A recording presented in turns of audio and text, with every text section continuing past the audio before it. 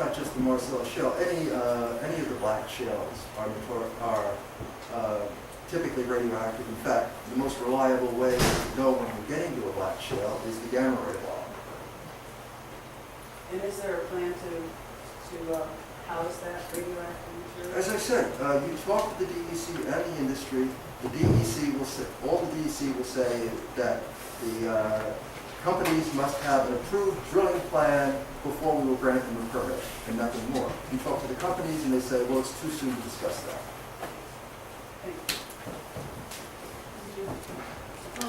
Has there ever been in the history of regulation of the oil and gas industry and a state or a country that has successfully been able to keep this industry from having very hard impacts on people who live with it? How is New York State situating itself in terms of doing better than others have in the past? I hate to break it to you, but New York State has some of the worst drilling regulations in the country. Most of New York State's drilling regulations date back to 1972, when the Division of Mineral Resources, which is the division that looks at this, was first formed. I think they revised a couple of the sections back in '85, and they wrote the only new one they wrote was in '86 to deal with the Bass Island Trend out in the very westernmost New York, a very unusual location. They haven't written a single drilling regulation since then. You've probably all heard about the GEIS, the first one of these guidelines that was passed back in 1992. No regulations resulting from that first guideline on how to drill environmentally safely. The regulations were proposed a couple of times. They even had a set of workshops on the proposed regulations in '97, and it seems like the industry was able to follow. Okay, let's wrap it up here. Okay, I got a question for you. These chemicals that they're driving down into the wells, you said some of them haven't been studied, you really don't know what goes on with them. How is this possible? All chemicals that are in the workplace have to have an MCS sheet or the employees that work there on the site so that they know what they're getting into.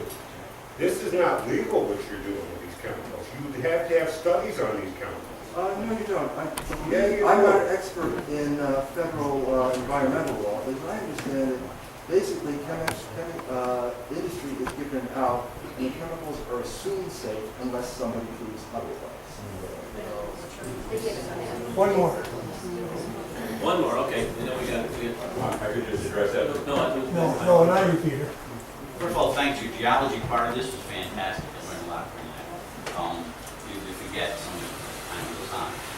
I do find, though, that your process, the drilling process is dated. A lot of stuff that you mentioned was pointed out, that 2009 dated information. The quick question, have you read the 4,000-page document? I've read most of the 1,500 one, which was out during last year. No one has read none of the general public has read it. Some of the industry and some of the fire industries have read that. That's correct, because some of the things you're making claims to is very dated information. Okay, we just went over the SGIS and the regulations. That's old information. We have a lot of new information coming out, which is the new SGIS, the Do you SGIS. have access to? Well, can he talk? How did you get to the SGIS? None of us did. Okay, so you have a lot of new information coming out. At the well sites that to show the pictures, again, I look at some of this stuff and I've been there myself also. Okay, these folks have been there. The stringers that you talked about, an inch of concrete in between, that's actually 3 inches of concrete that's in between there. Also, there's a device that they send down in the well, which was a good concern. Centralize it. Yes. Okay, but as it comes up through, it sends out signals and it reads if there's any. Oh, no, you're talking about the logging devices. Correct. To measure, after the casing's done, After they the check the job. each casing that's completed, they bring up a sensor. It works on acoustics, and it reads if there's any voids within that cement. And if there's a void within that cement, they stop, they log it, they repair it, and they move it up through slowly.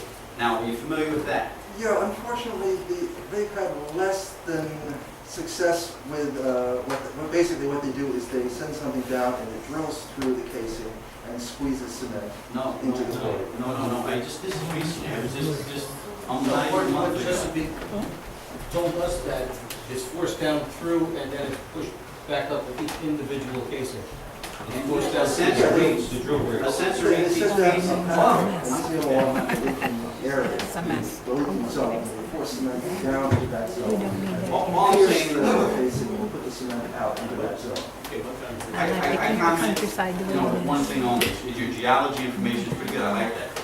Drilling, again, you need to do a little more research. Well, we'll how have to to do see, it. because we really don't know until they release it. Correct. exactly what the rules are. Correct, therefore we shouldn't be making statements until we find out more information. Okay, okay, I think we get, all right, all right, let's, Mr. Rock, thank you very much.